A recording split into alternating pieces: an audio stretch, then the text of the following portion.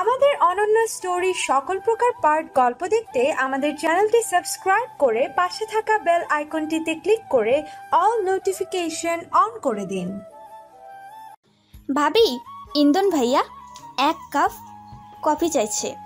কথাটা বলেই ছায়া ফুরুত করে আবার চলে গেল। কণিকা রুটি বানাচ্ছিল, তাই সে পঙ্খিকে কফি বানিয়ে নিয়ে যেতে বলল। পঙ্খি মাথা নেড়ে কফি বানিয়ে নিয়ে গেল ইন্ধনের জন্য। কফি বানাতে সে পারত না, রাবেয়া তাকে শিখিয়েছে যাতে সে ব্যস্ত থাকলে পঙ্খি ইন্ধনকে কফি বানিয়ে দিতে পারে।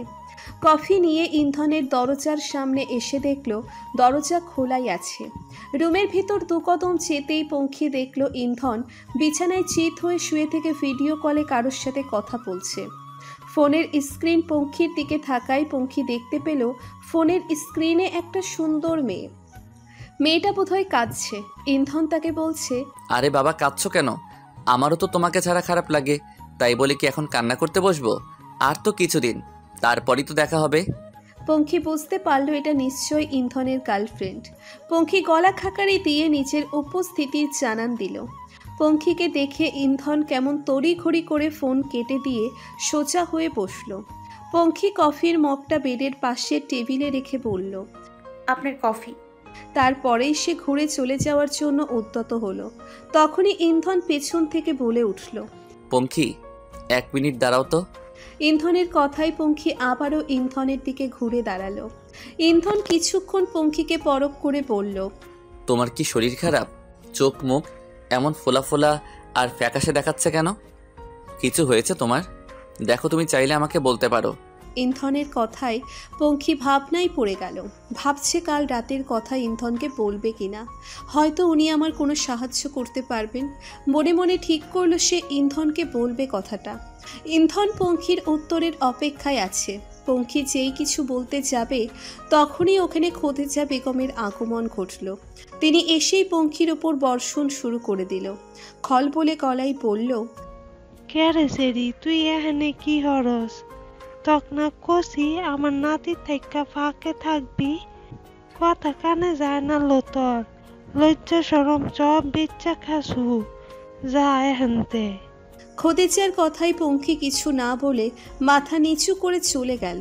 ইন্ধন দাদির উদ্দেশ্যে বলে উঠল, দাদি, বয়সের সাথে সাথে তোমার মাথার তারাগুলো এলোমেলো হয়ে যাচ্ছে বোধহয়। পঙ্খি আমাকে এখানে কফি দিতে এসেছিল, আর কিছুই না। শুধু শুধু এসব বাজে কথা বলার কোনো দরকার ছিল ওকে? আমি এবি কোনো কথা কই না। আমি যে দেখবার পারি তুই তা পারবি না, তাই আমাকে গাইবার আইস না। ইন্ধনের রুম থেকে পঙ্খিকে চোখ মুছতে মুছতে বের হতে দেখে রাবেয়া পঙ্খিকে নিজের কাছে ডাকল। পঙ্খিকে নিজের রুমে এনে বেডে বসিয়ে মাথায় হাত বুলিয়ে দিয়ে নরম সুরে বলল, কি হয়েছে? আমাকে তো চেনই, তার কথায় মন খারাপ করো না। আচ্ছা বলো তো, তোমার কি কিছু হয়েছে? চোখ মুখ কেমন যেন দেখাচ্ছে। পঙ্খি আর নিজেকে ধরে রাখতে পারল না। ফুপিয়ে কেঁদে উঠল সে। কাঁদতে কাঁদতেই রাবিয়াকে সবটা খুলে বলল। সবটা শুনে রাবিয়া স্তব্ধ হয়ে গেল। পঙ্খি কান্না মিশ্রিত কণ্ঠে বলল, আমি এখন কি করবো চাচি? আমার খুব ভয় করছে, যদি আবারও এমন কিছু হয় তাহলে। রাবিয়া কিছুক্ষণ ভেবে বলল, দেখো, তুমি চাইলে এটা সবাইকে বলতে পারো, তবে আমার মনে হয় না এত কোনো লাভ হবে। বরং সবাই তোমাকেই উল্টো দোষারোপ করবে। আমাদের সমাজটা হলো পুরুষ শাসিত, বুঝলে? পুরুষের জন্য 7 খুন মাপ, আর মেয়েদেরই সকল দোষ। তারপরও তুমি হলে একজন বিধবা। আম্মাকে তো তুমি জানোই, তিনি তোমার উপরই আঙ্গুল তুলবেন। ভাবিও তোমাকে ভালো চোখে দেখেন না। এসব শুনে উনি আরো মশলা লাগিয়ে তোমাকে বেশি করে শোনাবে। তার উপর তুমি তার চেহারাও দেখোনি, এক্ষেত্রে তুমি কারোর নামও বলতে পারবে না। তাই আমার মতে এ কথা কাউকে না জানানোই ভালো হবে। আর থাকলো বইয়ের কথা, তাহলে তুমি এক কাজ করো, আজ থেকে তুমি রাতে ছায়ার সাথে শুবে। আমি ছায়াকে বলে দিব। রাবিয়ার কথায় পঙ্খি একটু হলেও শান্তি পেল। রাবিয়াকে জড়িয়ে ধরে কৃতজ্ঞতা প্রকাশ করলো পঙ্খি। এই একটা মানুষই ওকে আপন ভাবে। তার কাছেই পঙ্খি নিজের মনের কথা বলতে পারে। কাঠফাটা রোদের তীব্রতা যেন কমার নামই নিচ্ছে না। সূর্যের হঠাৎ এত ক্রোধ কেন হলো কে জানে। পুকুরের সিঁড়িটাও রোদে উত্তপ্ত হয়ে আছে। গাছপালার ছায়া ভেদ করে রোদ তার জায়গা করে নিচ্ছে। গাছের পাতায় ছায়ার সাথে রোদ মিশে একসাথে সিঁড়িতে দুলুনি খাচ্ছে। তপ্ততার মাঝেই একটু ছায়া ঘেরা জায়গায় পুকুরের সিঁড়ির ওপরে গিয়ে বসল পঙ্খী। রোদের তপ্ততাকে শীতল পবন একটু শিথিল করার চেষ্টাও করছে। মজুমদার বাড়ির এই একটা জায়গায় তার একটু পছন্দের। মন খারাপ বা ভালো দুটোরই অনুধাবন করতে সে এখানে বসে আছে। এখানে আসলে আলাদা একটা শিথিলতা পায় সে। পুকুরে ফোটা পদ্ম ফুলের শোভায় মুগ্ধ হওয়া আর শুভ্র রাজহাঁসগুলোর ছন্দপতন উপভোগ করা তার কাজ। রাজহাঁসগুলো তার শাশুড়ির, জাহানারা বেগমের অতি শখের প্রাণী এগুলোই। পঙ্খিও এদের দেখাশোনা করেন। বাড়ির বাইরে যাতে না যায় সেটা খেয়াল করে, না হলে দস্যু শেয়ালগুলো যে খেয়ে ফেলবে এদের। মনটা এখনো বিষণ্ণ পঙ্খির। কাল রাতের কলুষিতা তাকে ক্ষুণ্ণ করে দিচ্ছে। রাবেয়ার কাছ থেকে একটু সান্ত্বনা পেলেও এতে পুরোপুরি চিন্তামুক্ত হতে পারছে না সে। মস্তিষ্কের স্নায়ুকোষ শুধু সেসব ভাবনাই দৌড়চ্ছে। তাই তো মনটা একটু শান্ত করতে এখানে বসে আছে পঙ্খী।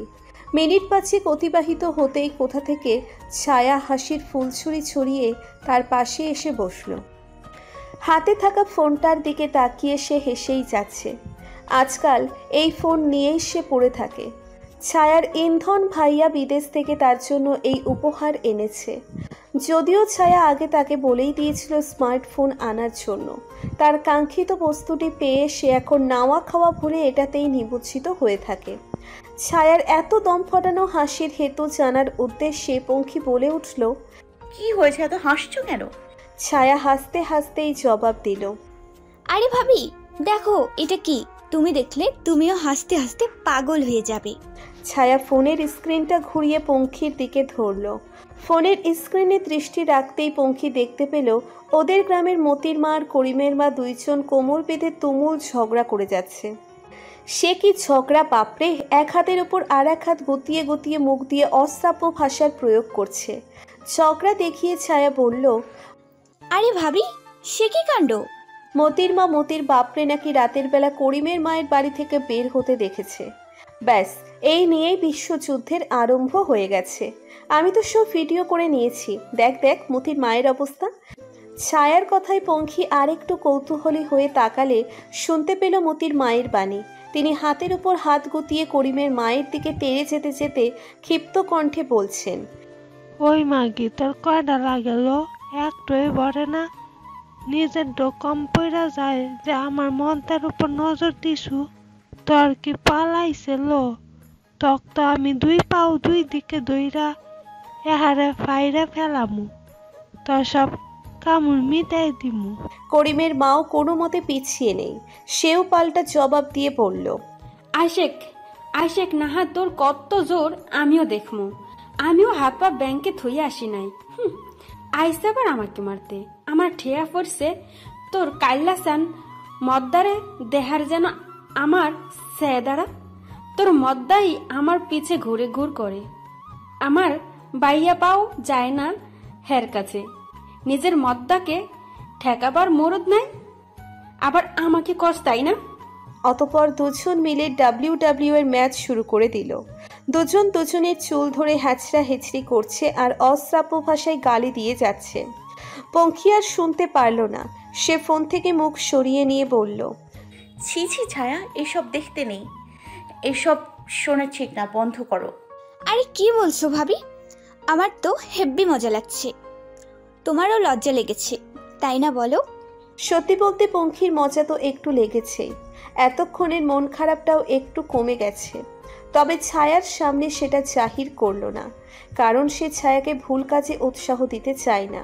তাই সে বলল, মোটেও না, দেখো এসব ঝগড়া বিবাদ দেখতে নেই, এতে খারাপ মনোভাব পড়ে।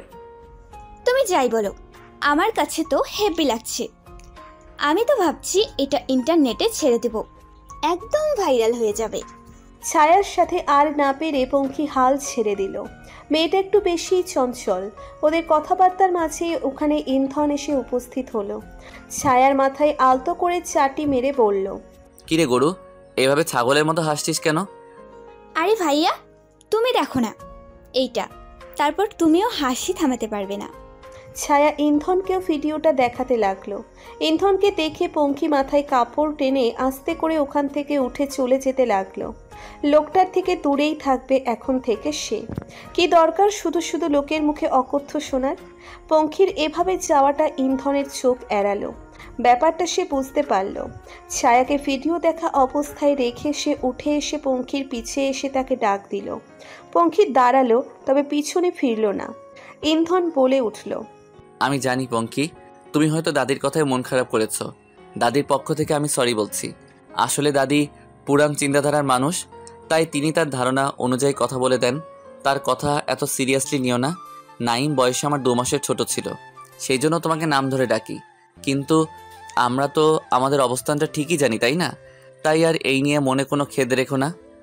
পঙ্খী পিছনে না ঘুরেই বলল, সব সময় নিজের জানটাই যথেষ্ট হয় না, আর মেয়েদের ক্ষেত্রে তো কখনোই না।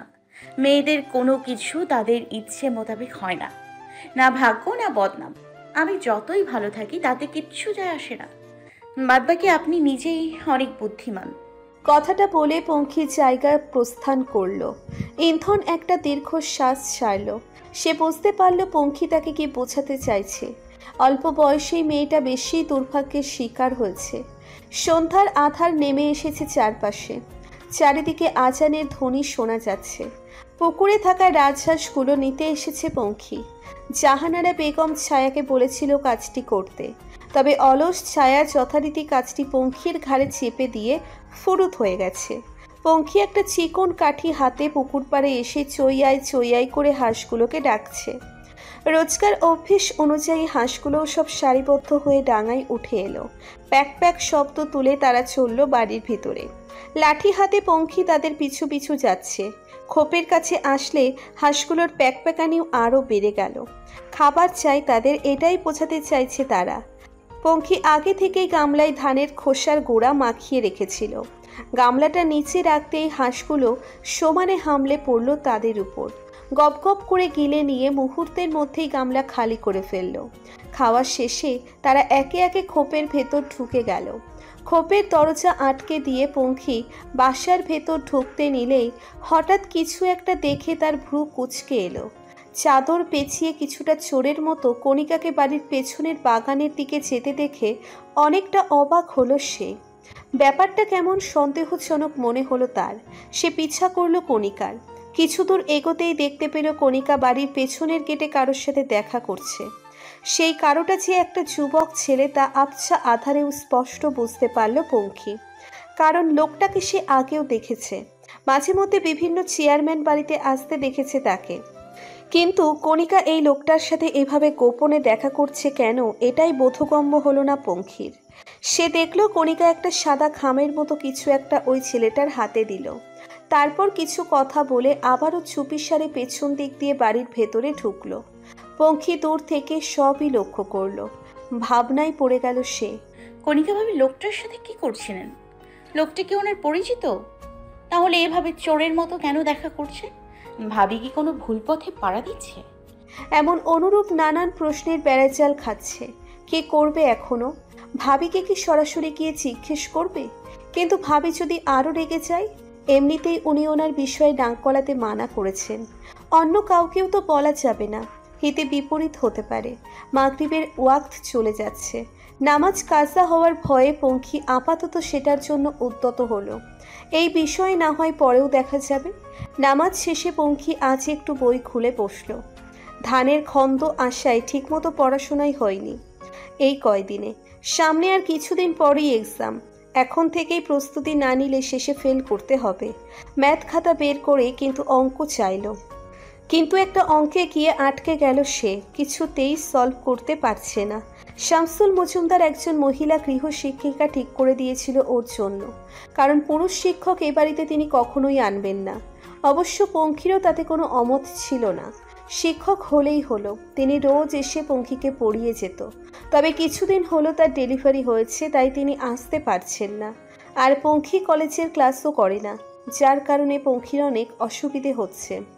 অনেকক্ষণ ধরে চেষ্টা করেও অঙ্ক সলভ করতে পারছে না। তখনই বালিশ হাতে হেলে দুলে কক্ষে প্রবেশ করলো ছায়া। বিছানায় বালিশটা রেখে গা ছেড়ে দিয়ে বসে পড়ল সে। পঙ্খী মৃদু হেসে বলল, কি ব্যাপার, বালিশ কেন এনেছো? আমার বিছানায় বালিশ কি নেই? হ্যাঁ আছে, তবে আমি আমার বালিশ ছাড়া অন্য বালিশে ঘুমোতে পারি না, আমার ঘাড় ব্যথা করে। পঙ্খী আর কিছু বলল না, নিজের কাজে আবারও মনোযোগ দিল। ছায়া কিছুক্ষণ বসে মোবাইল ঘাঁটল। মতির মায়ের বিনোদনমূলক ঝগড়া সে সত্যি সত্যি সোশ্যাল মিডিয়ায় আপলোড করে দিয়েছে, আর ঘণ্টাখানেকের মাঝে তা ভাইরালও হয়ে গেছে। কমেন্টের পাহাড় জমিতে গেছে। ছায়া সেসব কমেন্ট পড়ছে আর একা একাই হাসছে। বেচারি মতির মা আর করিমের মা রাতারাতি সেলিব্রিটি হয়ে গেল, অথচ তারা সেটা জানেই না। ব্যাপারটাই আরও বেশি হাসি পাচ্ছে ছায়ার। সে উঠে এসে পঙ্খীকেও কমেন্টগুলো দেখাতে চাইল। পঙ্খীর এসবে এখন মন নেই। সে বলল, ছায়া তুমি দেখো, আমার ইচ্ছে নেই, এমনিতেই অঙ্কগুলো নিয়ে প্যারেশানিতে আছি। কেন, কি হয়েছে? আরে জাবেদা ম্যাডাম কয়েকদিন ধরে আসতে পারছে না, এদিকে আমি এই অঙ্কগুলো কিছুতেই বুঝতে পারছি না, তাই একটু ঝামেলায় আছি। ছায়া কিছুক্ষণ ভেবে বলল, ও এই কথা, ঠিক আছে চলো আমার সাথে। কোথায়? আরে চলো তো, দেখবে তোমার সমস্যা এক তুড়িতে দূর করে দেব। বই খাতা নাও আর আমার সাথে চলো। আরে কিন্তু কোথায় যাব তা তো বলবে।